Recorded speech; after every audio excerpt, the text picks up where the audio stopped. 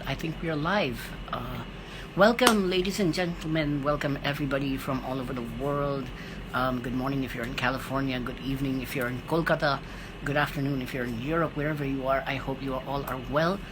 I am terribly excited for this episode of the Unlocked Jam Room because my guest today is one of the leading saxophonists in the world, period. My guest today is Maestro George Brooks, and I am so excited to be having this discussion with him on this session today because he has worked and collaborated with the leading names all over the world, and we are going to have a great discussion. I've also had the great privilege of working with him a couple of times in California. But we're going to talk about all of these things, and he is such an amazing musician and such an amazing person. George is here with us, so as soon as he sends me the request, I will have him in my session, and here we go. I see you right now.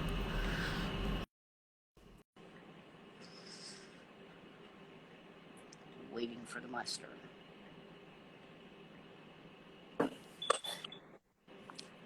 Welcome, Maestro. Good morning for us here in California. Good evening for you. Good evening. Do you hear me well? I hear you well. How about me? Everybody keeps complaining about not being able to hear me. Is that? I can hear you fine. You can hear me fine? Okay. All right. I'll go with you. You have good ears. Maybe not all of them do. They're still hanging in there. They're hanging in there. Yeah, absolutely. We have a lot of excitement here. Some of my musician friends and audio engineer friends, Anindit Roy, who's mixed a lot of my stuff and recorded a bunch of my music, is here with us. Welcome. Thank you for joining, Anindit. Before we get into the interview, I want to ask one question, which I ask everybody, and is essential. How have you been during this whole mess of COVID-19? How's life? Well, I'd say it's a little bit up and down. It kind of came as a bit of a shock. I mean, actually, I was in India in January. I mean, that's kind of when I first, I think, started hearing about this. The news was coming out that something was happening in Wuhan. Right. And I was actually staying in Mumbai in an Airbnb. The previous occupants had been from China, actually. So there was a part of me that was thinking, is that an issue? I mean, that was just like the first little bit of it. I stayed there. Which area of Mumbai were you? I was actually, I had found an amazing Airbnb on top of Mount Mary in Santa Cruz. I think it was like the 13th floor of a 14-story building on top of the hill, looking out over the sea. So it was one of the nicest places kind of I've ever. I mean, it wasn't a fancy apartment, but it was a place I could sit and practice and look out over the bay. I mean, that place from you for sure. Yeah, so that was pretty fantastic. I had been doing some gigs, and then I stayed to perform at the Barsi, the homage to Odyssey that with I think we played with. That was 3rd of February. So I came back just a few days after that. I'd actually set up some performances with Selva Ganesh Vinayak Ram, who had come from India. Right. So we performed here in the Bay Area, and then the last performance I did was on March 7th, and that was actually down in Dallas, Texas, with Aditya Kalyanpur and U Rajesh. So it was a little north. That's pretty much when Aditya Bhai got there, I believe. Like that was when he traveled to. Hang on one second. Sure. There's a background noise going on. I've actually stayed in this house. I was telling people how I stayed at your house and got scared by an iguana pet that you had in Misha's room. It was actually, it wasn't an iguana. It was I keep It saying was a that. gecko. It was a gecko, and it was It was a very gecko. small. It was very small. Let's see Yeah, if I. yeah. It was like, yeah, It was, you're but pretty big to me. I'm like terrified of reptiles. it was my youngest son's pet. Right, right. So anyway, we did Yeah. the last performance on March 7th. We were down in Texas, which now is a pretty significant hotspot in the United Yeah. States. A lot of the virus there. Mm. But and I have to say, things were starting to heat up here in the US. I have a doctor friend who said, if you're going, take these masks with you. You may want to use them on the airplane. Of The course. flight from here to Dallas is a small plane. Nobody was wearing masks. The airport, though, was already kind of empty. Mm. And nobody was, there were no COVID restrictions in place yet. Yeah, yeah. We On the plane back, there were some people wearing masks. I don't think I wore mine. I did get nervous once. We went to a Indian, buffet restaurant in Dallas, and it was packed, just absolutely packed. And that was the first time I thought, maybe this isn't the right place to be. There's so many people. It's a buffet where, the food is out. So I was starting to think about it. I came back. That was the 7th. My wife runs a theater company, a youth theater company in San Francisco called San Francisco Youth Theater. They had performances scheduled for the weekend of the 13th and 14th and 15th, as well as the following weekend. Excuse me. Restrictions were not yet put in, but advice was given again by the same doctor friend of mine. Change the seating to where the house holds about a third of what it would normally hold, keep space between the people, disinfect the chairs, don't hand out any paper tickets, don't hand out any paper programs. So she managed to have 2 shows presented on Friday and Saturday. She canceled Sunday, and then the governors shut down the state of California, and that was on the 13th of March. That was the first shutdown in the U.S., no? Say one more time. Wasn't that the first state that was shut down in the U.S.? Yes. Yeah, California shut down early, and the Bay Area was particularly obedient. So we've had very low numbers. I live in Berkeley, California. I think there's been 1 or 2 deaths here. It's been very small. Yeah. A couple hundred cases or less. And I would say the opening of it was a bit of a shock. I mean, kind of a little bit of a wait and see. Is this real? Is it really global? Is it local? It's not something that any of us have ever lived through. I think the epidemiologists have been aware of the potential for something like this. We've seen SARS and MERS and Ebola, but this is the next level of things. I mean, right. So it's been really different, and then suddenly gigs that were a little bit out in the future canceled, and then a little further out in the future canceled, and then a little further out in the future canceled. So things started shutting down. So once they shut down, like, how have you been spending your time? Has everybody in your family okay and everything? Everybody in my family here is okay. I have a brother in New York who got the virus fairly early on. He was quite sick for about 3 or 4 weeks, but did not require hospitalization, and appears to have recovered fully. So, and although he lives in a New York City apartment with his wife and child, neither of them got sick. So it was kind of interesting to watch that. So 2 of my children live in New York. One lives in Los Angeles. The one who lives in Los Angeles has been staying with us. And the kids who live in New York City, they managed to stay at a friend's place in a rural part of Western Massachusetts. So everybody's, and my oldest, the daughter who lives in New York, has a grandson. So that's been one of the hardest things. My God. Actually, on my way back from India, I stopped in New York. The baby was only 6 months old then. Well, congratulations, George. I didn't know about this. Thank you. And in 2 weeks, he'll be a year old. So, we Wow. haven't seen him for the second half of his life. Life. And, Yes. right, gone from being a squeaker to a toddler. So Right. it's, we definitely miss that. Mm. And, as somebody who travels and performs and, the whole kind of essence of my musical work has been collaboration and Sure. interaction. And, Sure. and, I like to do that in real time. So, Mm. I'd say the first thing I did, I don't know why, I spent a lot of time playing the piano, playing kind of Mm. these old sort of romantic, what we call standards here, things, songs from the American Songbook, Great American, Sure. so I was into that and I was practicing. Then a lot of sort of requests for these long distance collaborations started coming in, and Mm. I did start spending quite a lot of time getting more adept at using Logic, using Oh, that's great. That's great.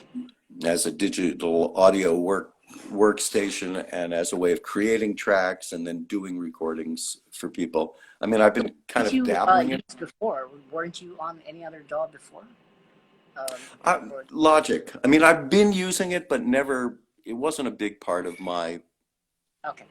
of Gotcha. my of my interest. Should, Hmm. should I should say? I didn't want to. Wasn't generally that interested in tweaking all the little bars to get to get the right bass sound or to get the piano. There's so much. You can Yeah. spend hours mixing You could and spend your life doing that. I mean, yeah.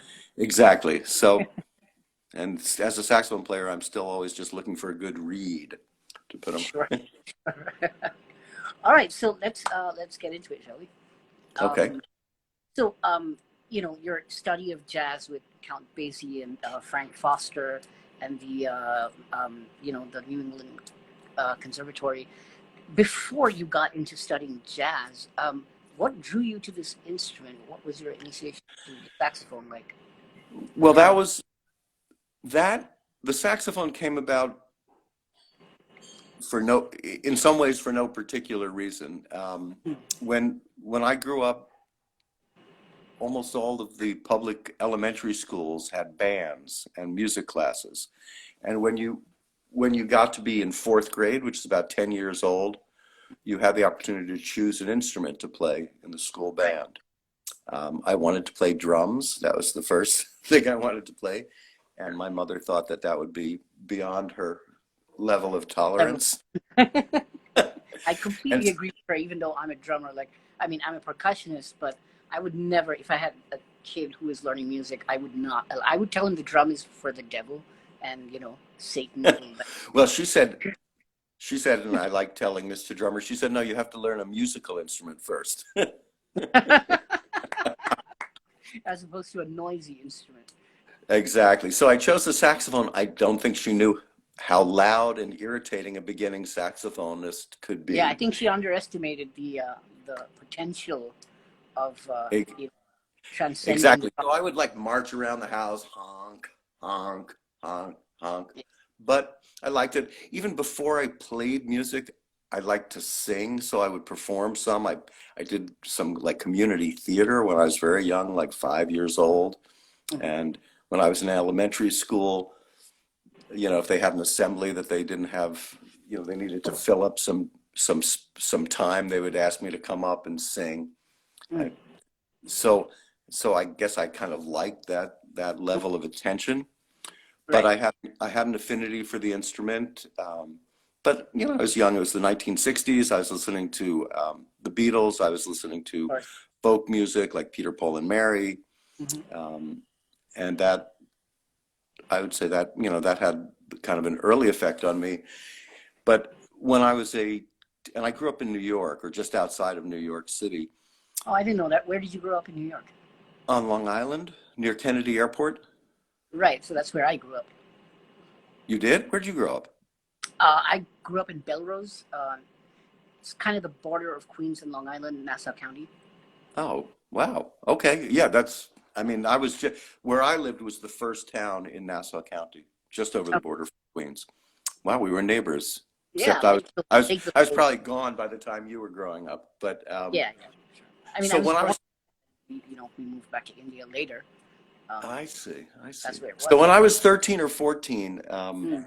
somebody turned me on, actually a young girl who was a piano player, Mm. went to my junior high school. She turned me on to Thelonious Monk and Oh, John Coltrane, and that's what got it like, going, huh? yeah, it kind of went from Jethro Tull to John Coltrane. Oh, wow. Quite a jump. And, we Quite a jump. started going to jazz clubs. There's a very famous jazz club called the Village Vanguard. Yeah. And Right. so at that time, the legal age to get into a club was 18. That was the drinking age. It wasn't 21 as it is Right. now. But they would let us in as teenagers, 14, 15. And they weren't very strict about such things then. So I got to hear some of the real icons of the music, people like McCoy Tyner and Betty Carter and Bill Evans and Wow. Sonny Rollins. So I got to see, and you'd mentioned well, that came later, but Frank Foster, I didn't study with Count Basie. Frank Foster was Count Basie's saxophonist. Oh, But okay. at the time I studied with him, he was playing in the Thad Jones Mel Lewis Big Band, which was the Monday night band that was in residency at the Village Vanguard. Wow. So, but yeah, so but at that point I still didn't have those early days of listening to music, I didn't really have a jazz teacher. I didn't have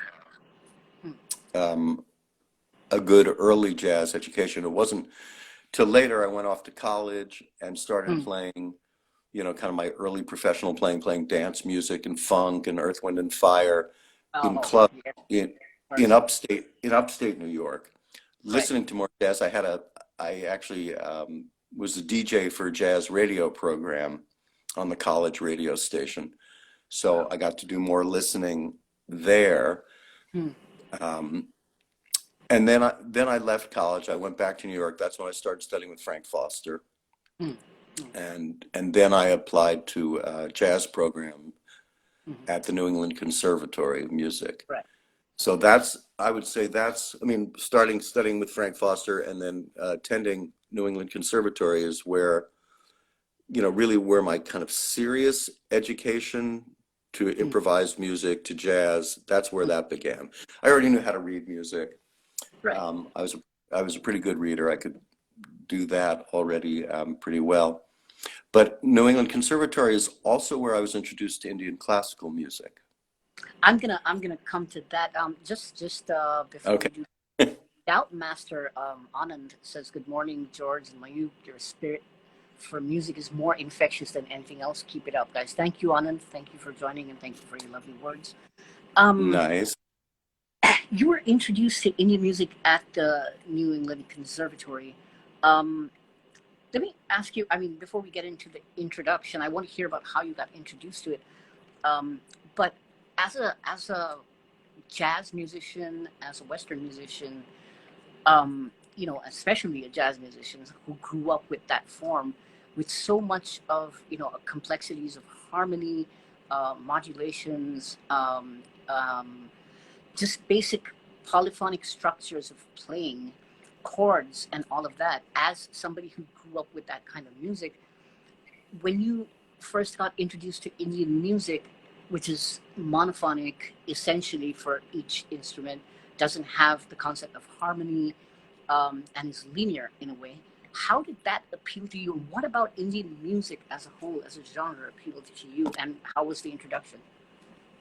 Well, that's a lot of questions all in one question. You can I have to say I wasn't at that point a jazz musician. I wasn't even really a musician, although I had done some work and gotten paid for playing my instrument. I was being born as a musician. So, and one of the things I was doing to do that was learning how to play chords on the piano, learning to understand the harmonic structure behind jazz. But my eyes and ears were open. You Mm, know, I was, you know, I thought I was, I mean, my goal, I think, was probably to be Charlie Parker or something mm, like that, or John Coltrane. Um, mm. but I mean, I was a real baby, even though I was like 18 or 19. So, like a baby bird gets fed by its Sure, mother. sure. I mean, I went to New England to study jazz. That was my love. And that's what like I said, I would go out to these jazz concerts and just be amazed and inspired. And my first year at the conservatory, I had I could take an elective course, and I just saw a survey of Indian classical music. I was Mhm. like, okay, I'll do that. The only Indian music I had heard prior to that was Ravi Shankar and Abaji's performance at the Concert for Bangladesh with George Right. Harrison. Yeah. And at that time, I didn't understand that. Mm, I understood the Beatles, but but it was a few years later when I took this survey of Indian classical music, mm. and it just, to use a outdated expression, it blew my mind. Of I course. I would go down to, they had a listening library at the conservatory where you would take a big black Mm. album, you'd put on big fat headphones, and you'd Yeah. put it on a record. Yeah. Ram Narayan, Mm. V.G. Jog, Panalal Ghosh, Yeah, and Ali they have Akbar Khan, the some Dagger brothers. I mean, like I was amazed. I went Say that again? I went to play for the Speak Mickey at Cornell University, and I went to their library with the same kind of like headphones. I'm talking Yeah. about the '90s. Those headphones have probably gotten smaller. Their collection was incredible. I mean, I've heard so much of Indian classical music in American libraries in my life. Like Uh-huh. incredible. It's incredible. So, Ishita Chakravarti has joined us, and she says, "Hey George, you remember Ishita from Mumbai? do I? Of course, she's Fantastic she's a very good musician." friend. In In fact, I think some of the last performances I did in India were with Mhm. her and Oh Louis wow, Banks. wow, Yeah, we just incredible! played Thank you, down Ishita, in for Pune. very much. Okay, I'm having a little trouble hearing you now. Okay, I'll speak up. I've been told to speak up before, and I'll try to do Okay. that. Yeah. So okay. So like you were listening to that, and what about this music exactly? Like I said, coming from growing up with polyphonic or harmonically. I Like, actually think it was, well, I mean, it was so new to me as a concept, but I think I felt, the thing is, as I mentioned Charlie Parker, I kind of moved from Charlie Parker, who was technically and intellectually super gifted, mhm, as was John Coltrane. But right. as I was moving to John Coltrane, I think I felt this emergence of a spiritual energy Um, that maybe I hadn't felt before.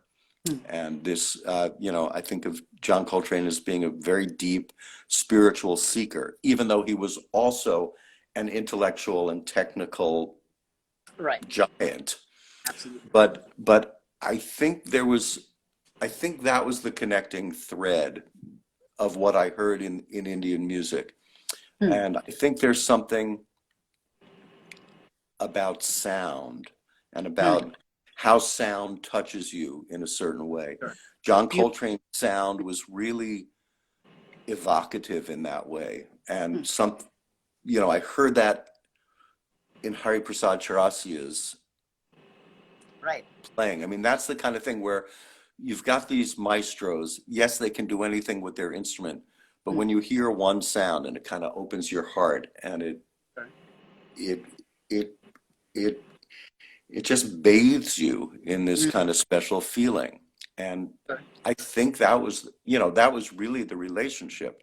I didn't feel, as some Western musicians do, restricted by the harmonic limitations. And I use that word limitations in quotes. Exactly that, because like when you say like something that goes beyond virtuosity and touches you at an emotional, at a spiritual, at a soul level, I've spoken to and worked with a lot of composers and Western musicians who have said that the whole system of raga and the monolinear form of music, the melodic aspect of Indian music is slightly less appealing to them, and what's more appealing to them is something like the rhythmic complexities and the depth to which Indian music explores rhythms.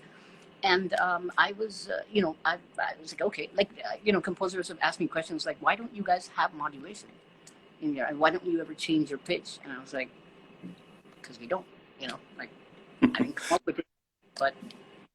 Well, I think about these things a lot. I mean, for me, I came to Indian music through alap, you know, Mm. and I feel freedom Mm. in the restrictions of a raga. Beautiful. Or and because of me being a Western musician, I'd say in many ways I view it more as a mode, Right. because I didn't come up as a child with the talim of Mm. of really being worried that I'm not expressing the raga perfectly, because I never expected that I would have the ability to do that. Mm. But if I'm playing Rag Puriya Dineshri, I know, I can hear the melodies that the maestros play within that raga. Sure. And I think I can get, at least for myself, some of the effect of that raga, or Mm. of some of the ragas that I've practiced. Mm. I can feel that I am with those ragas. Especially, I do what a jazz musician does. Mm. I'll sit, as I was yesterday, with Lee Morgan, great jazz trumpet player, transcribing, hearing a line that he plays and going, "That's amazing. What is that?" And I'll sit down and I'll write it out and analyze it and Mm. understand it and practice it. I'll Mm. do the same thing looking at a nuance of Hariji, how, Right. there's so much subtlety moving Sure. between two or three notes in a raga. So I'll work with recorded music on that level to try to understand it. I do with blues singers also. Mm. You can learn all these great technical ideas, but why does B.B. King sound so good Right. when he's singing the tonic? When he's singing Sa, why is that such an amazing note when he sings it? It's Right. not. Absolutely. It's not, I mean, So all of them hitting the same notes, but then there's magic, and then there's, mediocrity, and, like, it's in about the spirit of the note. But since you bring up ragas, let me ask you something. I've had discussions with other musicians on the same topic, a couple of other composers and musicians. I had played with you on a composition of yours, which was uh, kind of based on Charukeshi, and I think we had a discussion about that. Like, wasn't it was an 11 beat composition that we played, wasn't it? well, it kind of opens in a Charukeshi kind of way, Right, and right, then it kind of moves into actually an even kind of more restricted raga, and then it kind of goes back into Charukeshi. right, But right. I mean, that's one of the ragas that I work with a lot, This is what I'm because asking you. it parallels really well with the Western. Absolutely. So yeah, I've been told that Charukeshi, and I love this raga, and as a composer, I've done many things on this raga and around this raga, and the Mhm. simple reason is that it's very harmonically and aesthetically balanced in a very Western sense. It has all the pockets in terms of. And it exists.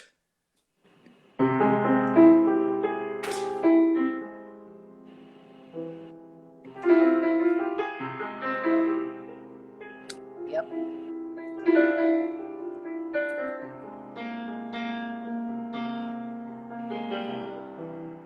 Mm, exactly.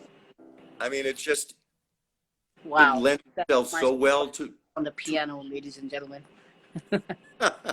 yeah, there's a piano right here. I'm sitting with it. Yeah, this is perfect. Perfect.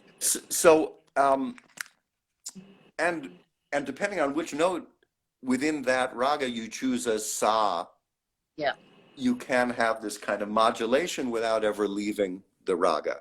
If I'm playing Right. with Kala Ramnath, if I'm playing with, Purbayan Chatterjee, if I'm playing Mm, with Rona Majum, any Indian classical artist, if we mm, start from that place of Charukeshi, even if we move around the tonic, mm. they're going to feel comfortable. And, that's always, my goal is to, Create that comfort. that's funny. Ishita's asking, is Taj Taj express. Express in Charukeshi?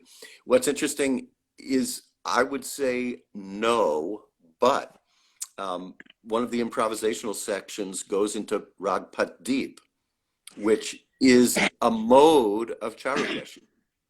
It's a transposition of Charaki. Yeah, Yeah, yeah. if you want to call it. So Which in that is key, a classical term called Murchana. sorry.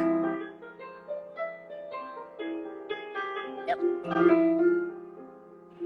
Charukeshi from Pancham to the next Pancham is Pardeep. Right. And that in the Indian classical sense, I remember. Actually, from Madhyam. I'm sorry, from Madhyam. Yes, from Yeah. Madhyam. Yeah. Yeah. And so in that sense, Ishita is correct, because we start off in B flat, and then that middle section goes to E flat, which is Madhyam, There you go. Patdeep. So it definitely works in that. She says she learned a bit of Patdeep from you.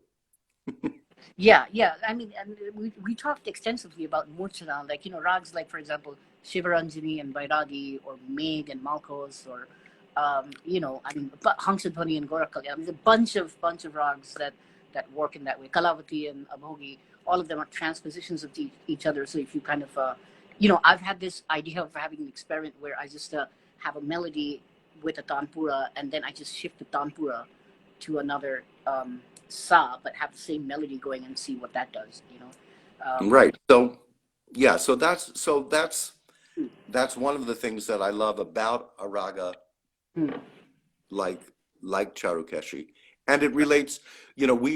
We call that the Patdeep. We call that the jazz melodic minor, right? So that Yeah, means of it's course. got the komal ga, and then it's got the shud the da and the shud ni, Yeah. and we look at the modes or the morchana of that. Right. Right. That's a big thing in contemporary jazz harmony. Right. So So to wrap up that question, this is what makes Charukeshi and that set of intervals so special in connectivity with jazz and Indian musicians across the board. I feel like, even Western modern composers and Western classical musicians have told me the same thing about that rag. And trying to compose stuff myself, I found Charukeshi really easy to orchestrate, and really gave me like a diverse set of options in terms of chords and arrangement and all that stuff. I'm going to change the subject really quick, because I want to ask about your bang on a can in C minor I mean, bang on a can in C is the name of the piece, I think. of mine? By No, of Terry Riley's. No, it's just called In C. Bang on the Can. Bang on the Can is the name of a group of musicians in New York. Okay, I guess I mixed that up. In C is the name of the entire composition, and I Yes. remember getting a score for In C, and I was like, okay, what's going on here? And there were no, I don't think there was a time signature, and there were just bars of music written, and musicians. I think ideally 30 or 35 musicians were required to like play them in loops, and then layer one. Tell me about Terry Riley, and you've been associated with this, this absolute mad scientist and incredible artist and pianist and composer. 30 years you've been with him. Like, tell me about this, man. Tell me about your relationship with him. Well, actually, I met Terry because my wife was studying with him at Mills College. Actually, goes back 40 years. If you can believe it. I came to California to be with my wife, then girlfriend, in 1979, and she was studying at Mills College, which is where Terry Riley was teaching, as well as Pandit Pranath.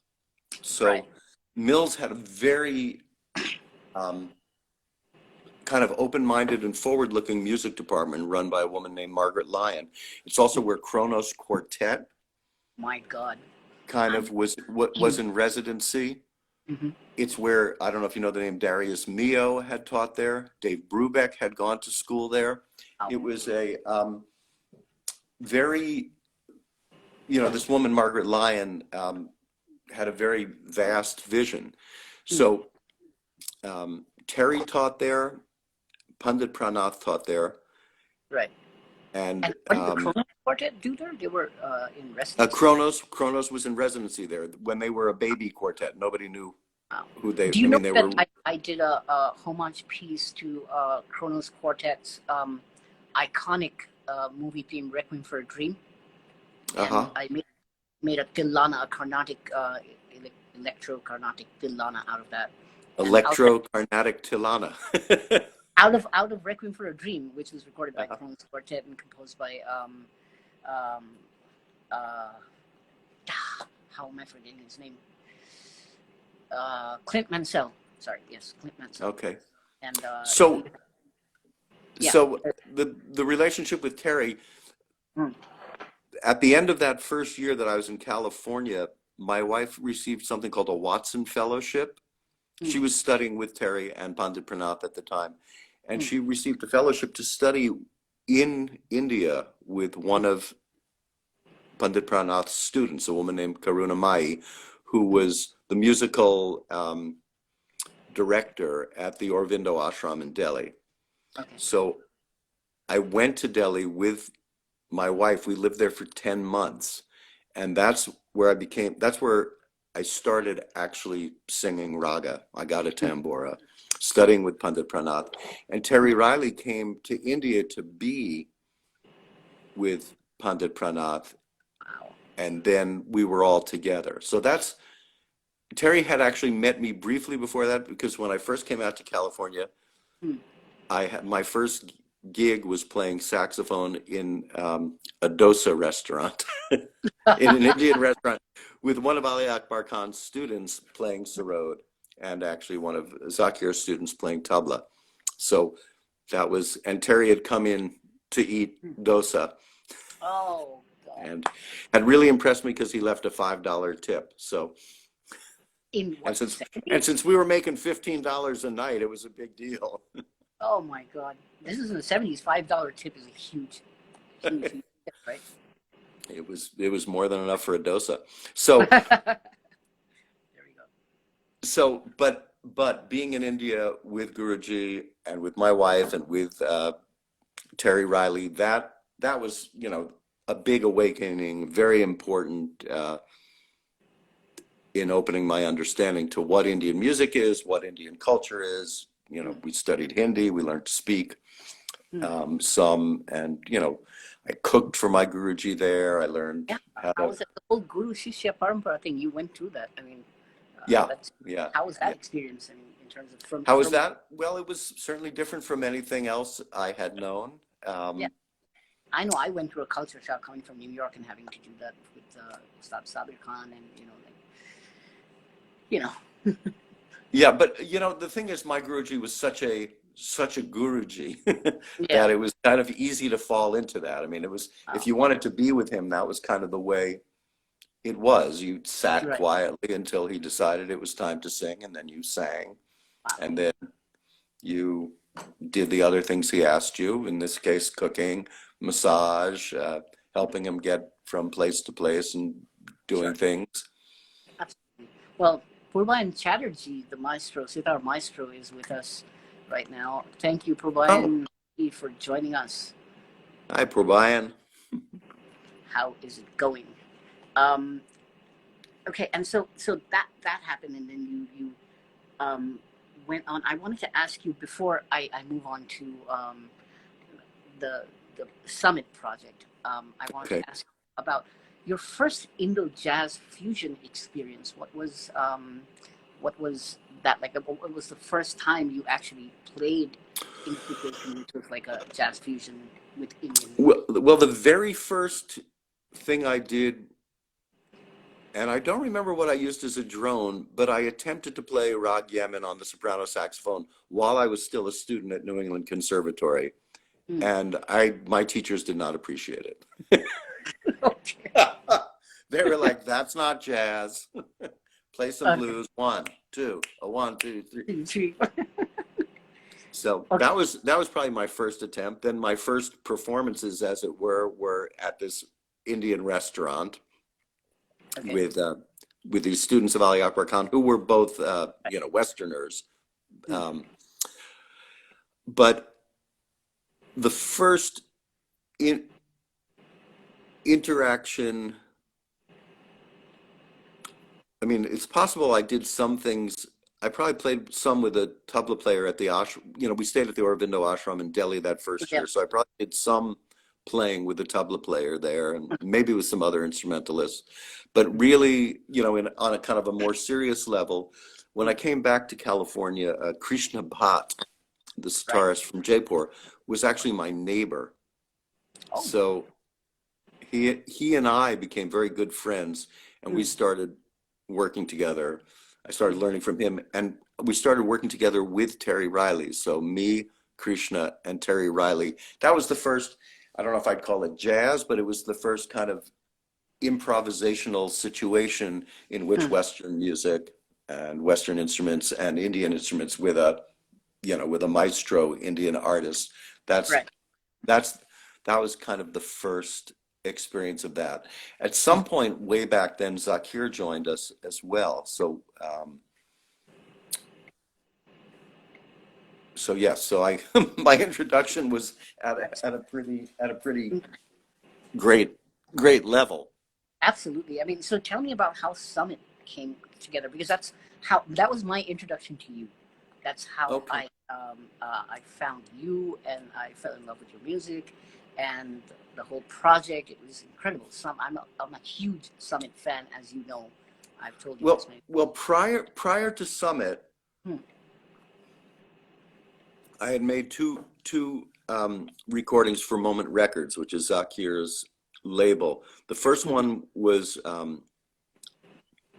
music that I had put together with Krishna Bhatt, Hmm. and that recording had myself and Krishna and and three or four Western artists. Hmm. So and that was really, I was already I was like 40 years old. I'd already had my third child. So Right. it was really, but I really felt like, okay, it was time. I'd Hmm. been working in the blues. I'd been touring with Terry Riley. I'd been touring with Etta James. I'd been doing a lot of different things. And I felt like I had enough of a voice Hmm. to put these compositions into a recording. And I was working with Krishna on these, and we were Hmm. having dinner, and Zakir came over and he said, "Oh, well, I'd like to play on this." And then, and I was like, "Whoa, okay." And I think at that time I had just heard Making Music also, Oh, of course. Zakir's album with John. And that was, yeah, hearing Hariji in that situation Yeah. was so that album came out, and just 2 years later, then Moment asked me to make another album. Hmm. And that brought a wider group of Indian artists. Ashish Khan plays So Sarod on that, and Sultan Khan Saab played right. Sarangi on a couple of pieces, and I Zakir, think when you were doing this stuff for Moment Records, this is when I actually first saw you. Now that I think about it, you were on a documentary about Zakirji called Zakir and His Friends, weren't you? yeah, yep. That's where, oh God, just struck me, and I'm getting goosebumps because I remember seeing you giving interviews about your collaboration with Moment Records and talking about him. And We wow, actually filmed that in the building that houses Moment Records, and I played a piece with Zakir in that yeah, film, a piece yeah, that I had written that was recorded on the second album called the SEO Trot. right, right. That's what it was, And of course. I was also at that time touring as a guest with Zakir's group, the Rhythm Experience. Oh, okay. I didn't know that. So segue to Summit. I Hmm. guess Steve Smith had heard those recordings, Hmm. and he was doing he had been learning something about South Indian music from a guy named Hakim Ludin, Yeah, yeah. who's in Germany. Yeah, So I mean, he was very proficient in the entire Carnatic conical and fractions and well, like. he was at that point he was kind of just getting started with that. Okay. Hmm. Oh, you mean Hakim or Steve? Steve now, I like Oh, way. now he is, yeah. But this was just the beginning, and kind of out of the blue, Steve called me and said, I've been heard your records. I'm really interested in working with you and Uh, Zakir. But I for think those of the musicians who don't haven't tuned in before, we're talking about Steve Smith, the legendary drummer from the band Journey. That's who Steve Smith is, and we're talking about that collaboration. Yeah, please go ahead. right. So Steve contacted me, and it happened that I had just finished writing the material Hmm. that would come on the Summit CD. So I was like, well, your timing is good. I'm doing this project with Zakir and Fareed Haq, Kai Eckhart. I start yeah. And so we went into the studio and recorded that in 2 days, which, The whole album. yeah, Wow, my God. there were some overdubs that were done in India. Niladri Kumar plays on a Right, track. he's And, on that album. Right, of course. and actually, Zakir brought the hard disks, I mean the hard drives to India and produced the overdubs there with Niladri on sitar and Tofik played some percussion on Right. I think on McCoy even, which is kind of the hit from that It's single from the South. hit single. Yeah. Right. Okay. I have to ask you this. You've collaborated with Kadri Gopalnathji, Mm-hmm. and first of all, I'm a diehard fan of Kadri Gopalnathji, and I wanted to ask you, what is when you worked with him? What was your perception of the difference in somebody who plays the saxophone in a Carnatic music style, which is Western brass instrument, and what are the kind of barriers that he had to like That he transcend? How had was to, well, I think he started on Nadaswaram, he did? Yes, he did. right? Which Yeah, is an open hold instrument. right. So you can get the mean and you can get the shrutis just by Hmm. rolling off a hole. You can't do Right. that with the saxophone at all. The saxophone, It's the reeded it's instrument. like it's kind of like open or close. So Right. you have to and in Carnatic music the gamaka are so essential. I mean, Yeah. I have to say my knowledge of Carnatic music is much less than my understanding of Hindustani music. I Right. came to it later in life, but in the pieces that I've learned, it Hmm. seems like the a lot of what happens in these kritis as they develop is these variations that come through the ornamentation, Right. and so he's had to develop a style of fingering. He's Hmm. also developed a sound that's kind of different from every other Any saxophonist any because it sounds more like a violin or like a nadaswaram. It's this yeah. very kind of elastic, stretchy, mutable sound. And he's Absolutely. got, of course, very Yeah. fleet, He's fleet fingering. uh, incredible virtuosic player, and but like on top of that, like again, when you go and speak about the greats, it's like he has a hit song in the Bollywood market, which made him like a household name, which is called Anjali Anjali Pushpanjali. Have you heard that? I have heard it, It's and I A.R. know, and I Rahman. know this about him. I know that was what kind of Yeah, that catapulted him to brought a him to level of the, visibility. and he used to play that so well, just like a love song. I just can't imagine like somebody who plays like a Tyagaraja Kriti with the kind of virtuosity that he had, and then With the kind of like a Bollywood Kenny G kind of thing going on. You know, you're just like, my God, you know, like you have to like give it to him. And so, what was the collaboration like? How was? Well, it was definitely the collaboration was me heading as far as I could to the Carnatic side. You know, I wanted to learn what Hmm, I could from him. We didn't perform any of my music hmm, um, hmm, with him. We were looking at further collaboration, which unfortunately right. won't happen in this earthly realm. But Yeah, I miss him. so, I would say I approached that as a student and say, looking to see, okay, there's so much I can learn from him. Hmm, What can I gather? hmm, And as is often the case in concert with an Indian classical artist, it's not like I'm necessarily given hmm, hmm. really clear instructions beforehand of what we're going to perform.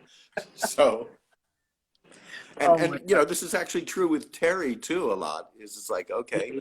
I'm going to sit down with Kadriji and get my hands on as much recorded material of his as possible and try to learn a bit of this and a little bit of that, and then maybe suggest that we perform something that Hmm. I might have a handle on. Right, So, right. and that's what I did. I did prepare, I kind of pushed a little bit and said, okay, this is a piece I've learned. Hmm. Vara Gulamo, I think is Paraglama. so I think that was the first thing that we did. And, I wanted to do it in ragas that I could really sort of hear Hmm. clearly. And, I was playing tenor, he was playing alto. So we're coming at least on the instrument from different saws. I mean, we're all obviously Right. playing the same saw, but the fingering is different on the two saxophones. Sure. And actually, then he switched to a very unusual saxophone, of which there are very few, where, I mean, three fingers down on an alto saxophone is B Hmm. flat, three fingers down on a tenor saxophone is F. In this Hmm. saxophone, three fingers down is is C. Okay. So And he had what this, kind of saxophone is that? What is that called? Is it it's a name? called like an F saxophone. I mean, there are very F. few. It was what he was playing just at the very end. He only had it for a few years. Hmm. Hmm. And, adorned with all those gold coins and Yeah. medallions and medals and Yeah. beautiful. Yeah. But so, and it'd be one of these things where I'd be backstage and they would say, okay, this is how it begins and this is the final corvi. And I Hmm. would Hmm. jam it into my brain and hope that would still be there when I got on stage. Yeah. Can And I then, share my experience with Karthik Gopalanaji the first time I met him? This is like the yeah, funniest thing that happened. I was in Tampa, Florida, and I went to see a concert of his, at, pure Carnatic concert, and he was playing there with A.K. Palanival ji on tabla and all that. And I sat way in the corner. Now, this is, with no offense to anybody, this is true for something, true for like a lot of the Carnatic concerts I've seen. When you walk into a Carnatic classical music concert, everybody in the auditorium is, doing this, but no one, most of them have no idea what they're doing. Okay, and they're just random. I swear to God, they're just randomly going like that and shaking their head, and it's really distracting for the performer. So everybody's doing that, and I'm sitting like at the side somewhere. Kadriji spots me from way behind, and he says, "Sir, can you please come and sit in the front and put the talam?" so he knew who you were, He didn't know who I was. He just looked at my hands, and he knew that I'm that you doing could it. keep the, And then, so embarrassed as ever, I went and sat in the front. And this is way back. This is 2003. I was like in my 20s, and I was just learning Carnatic music.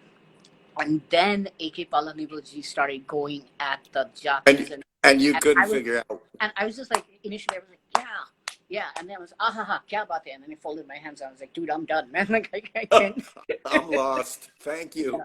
You take George, it from they're here. almost at the end of an hour. Okay. And I have this rapid fire kind of batter's box kind of thing that I do at the end, where I'm going to give you a couple of options or short questions, and you have to answer with Okay. whatever. Can I ask you guys question who says I was told that Kajiji had some kind of Yes, special softer pads. on and on. You know, I've heard some things, and some people have talked about seeing rubber bands on the instrument to help him get meaned, and but that was not the case when I played with him. I didn't see modifications on his instrument. He seemed to do it all with his lip and his fingers. Hmm. That's my experience. Okay, so the rapid fire is going to be, before I get into the rapid fire, very quickly, my first experience with you is after the workshop, at Zakiji's place, when you asked me to come and play with you and Kala and Kalaji for your project. And I told Mm-hmm. Zakiji about it. He was like, well, if you're going there to rehearse, make sure you eat there. Okay? Whether you play or not is not my problem, but make sure you have lunch when you go there. And George Brooks, ladies and gentlemen, is a gourmet 5-star, incredible chef. And, he buys everything from different stores. He buys meat from somewhere. He buys bread from somewhere else, cheese from somewhere else. And I've done that shop. So, okay, are you ready for the batter's box? Okay. Here we go. Pure jazz music or jazz fusion music?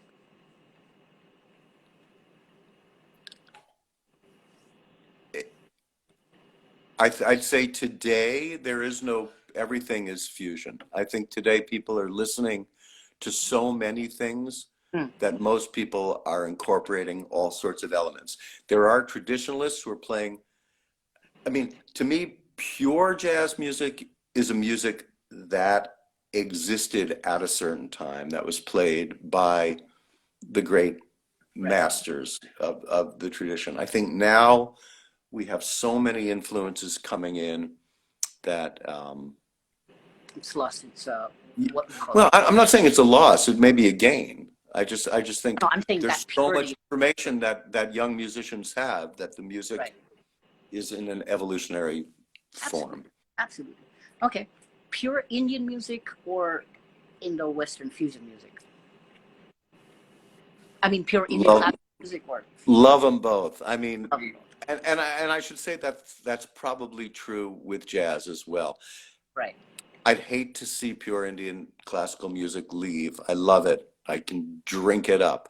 I also love this. I also love to see great artists like yourself or Zakir Bai who are looking for broader influence as well without losing the core traditions. Okay. 3 favorite jazz artists. 3 favorite jazz artists. Oh man, it rotates, but certainly saxophonists are John Coltrane and Dexter Gordon are 2 really big influences, and I love the pianist McCoy Tyner, but to limit me to 3 is incredibly unfair. Absolutely, absolutely. But that's kind of the point of the whole rapid fire thing. 3 favorite we have 2 minutes left. I'm going to ask you 2 favorite tabla players. This is a personal, for me. 2 favorite tabla players from each generation, from like Zakiji's generation right up to our generation. Oh, this is terribly embarrassing. I can't do this because there are so many, who I love to play with. I mean, I'm not going to name just 2. All right, name a few. Name a few. But we still have. I mean, in your city alone, I've recently been playing with Bikram Da and Shubhankar Banerjee, and I love Fazl Qureshi and obviously Zakir Bai and Yogesh Samsi. I mean, and I mean there are so many Ojas, the young guys, Suresh Talwalkar and his son. I mean, they're wonderful, and of course I love to listen to Abhijit, and I love to listen to Swapanda, and some of the older tabla players on recordings, Chatrala, Pandit Chatrala, just, I mean, there's everybody. It's not fair. Of course. I get a kick out of doing this. Okay, so we're at the tail end of the interview. George, thank you so much. Thank you so much for being on this Unlocked Jam Room session. And we've learned so much from you. There's so much excitement, such great musicians joining us in this session. This is Maestro George Brooks. Ladies and gentlemen, I'll be uploading this to my IGTV. So please check it out. And once again, stay safe, George. Thank you. And please keep making the great music that you make. Thank you. Thank you so much. You stay well and stay safe. Everybody stay safe. Everybody take care of themselves, take care of each other, and we'll see